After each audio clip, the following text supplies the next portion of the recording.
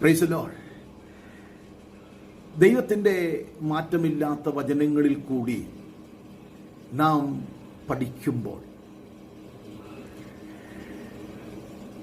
ഏത് പ്രവൃത്തിയുടെയും പിന്നിൽ, മാനുഷികമായ പ്രവൃത്തിയുടെ പിന്നിൽ ഒരു ദൈവത്തിൻ്റെ കരം ഉണ്ട് എന്ന് നമുക്ക് മനസ്സിലാക്കാൻ കഴിയുന്നു.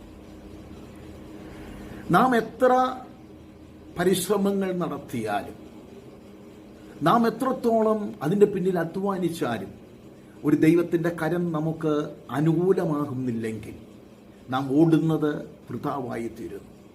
ദൈവദാസനായ പൗലോസ് അപ്പോസ്തലൻ അതിൻ്റെ എബ്രായ ലേഖനം 3-ാം അധ്യായം അതിൻ്റെ 4-ാമത്തെ വാക്യത്തിൽ ഇങ്ങനെ എഴുതിയിരിക്കുന്നു: ഏതു ഭവനവും ചമപ്പാൻ ഒരാൾ വേണം, സർവ്വതും ചമയ്ക്കുന്നവൻ ദൈവം തന്നെ.